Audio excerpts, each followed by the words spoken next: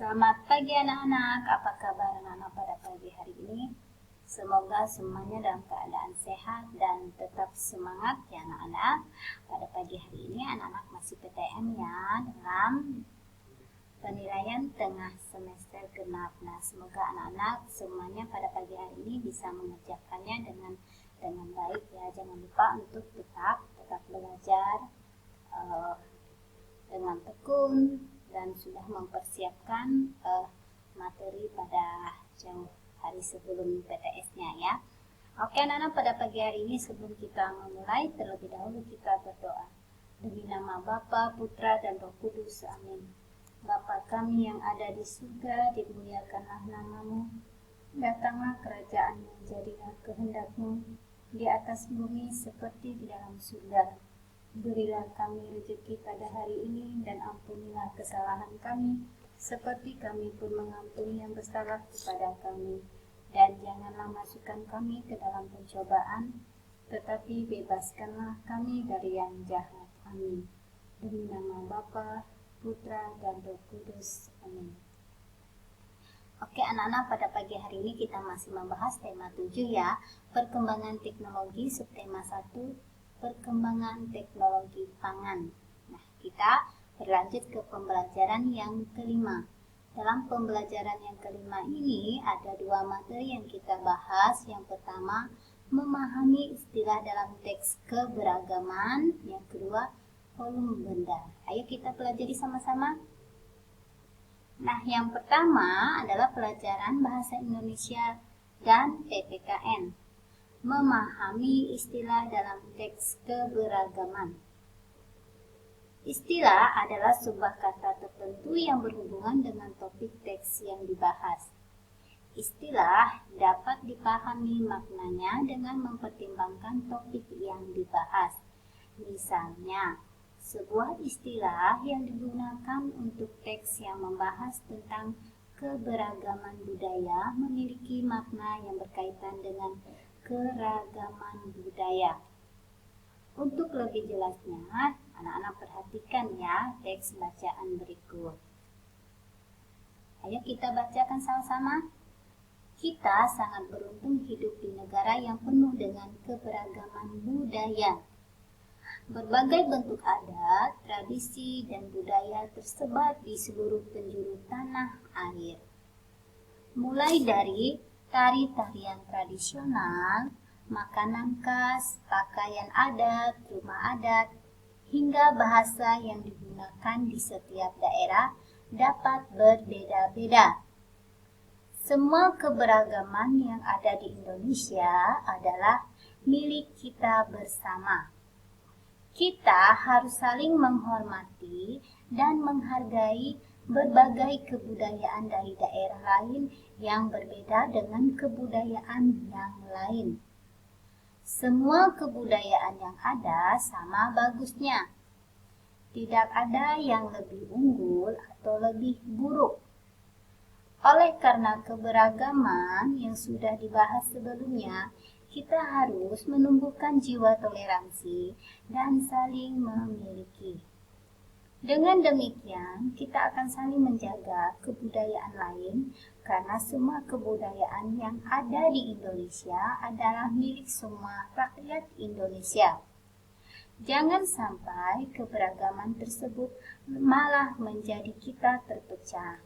Nah, anak-anak tahu kan bahwa kita hidup di Indonesia ini di lingkungan masyarakat maupun lingkungan sekitar kita. Tentunya kita menemukan orang-orang yang berbeda kebudayaan, bahasa, adat istiadat, dan juga pakaian makanan tradisional mereka.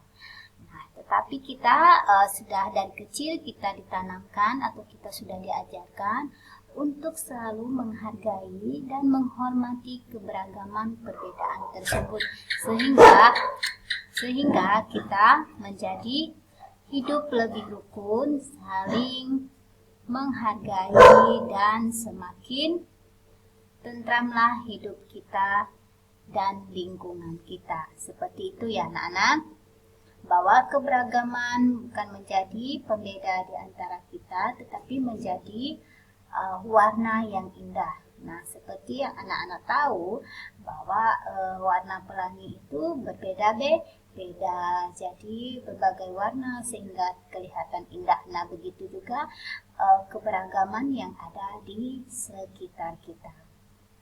Ayo kita lihat arti-arti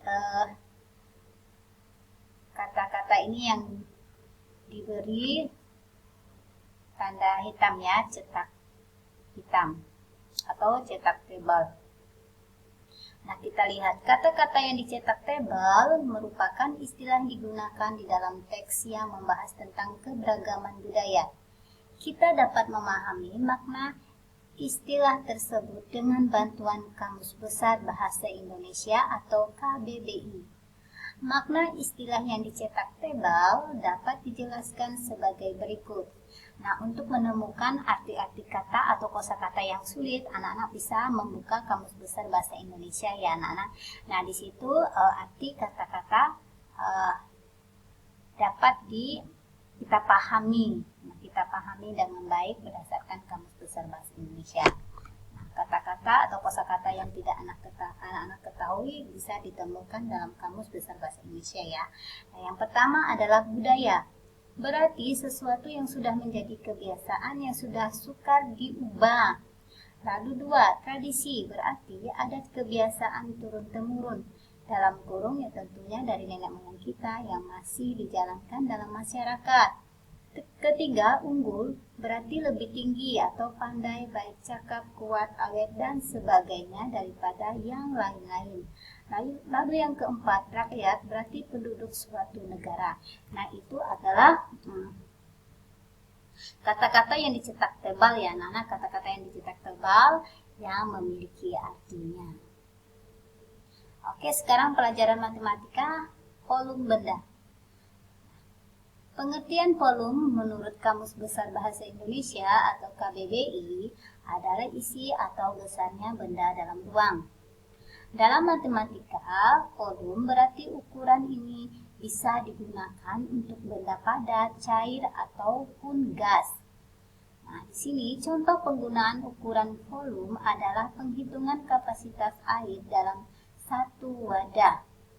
Anak-anak perhatikan di sini ya, 4 gayung air dituangkan ke dalam ember, sehingga ember tersebut terisi penuh. Maka volume satu ember air sama dengan volume 4 gayung air. Nah, ini ya, jadi isi ember ini memuat 4 gayung ya anak-anak. Nah, dari 4 gayung ini anak-anak isi airnya penuh, keempatnya lalu dituangkan ke dalam ember, maka ember tersebut penuh. Nah, itulah isi atau volume yang terdapat dalam ember tersebut. Jadi satu ember ini memuat 4 buah gayung seperti itu ya anak-anak. Oke, sampai di sini materi kita pada pagi hari ini anak-anak. Sebelum kita mengakhiri, terlebih dahulu kita berdoa. Demi nama Bapa, Putra, dan Roh Kudus. Amin. Salam Maria, penuh rahmat Tuhan sertamu. Terpujilah engkau di antara wanita dan terpujilah buah tubuhmu Yesus. Santa Maria, Bunda Allah, doakanlah kami yang berdosa ini, sekarang dan waktu kami mati. Amin. Demi nama Bapa, Putra, dan Roh Kudus. Amin. Selamat pagi dan Tuhan memberkati.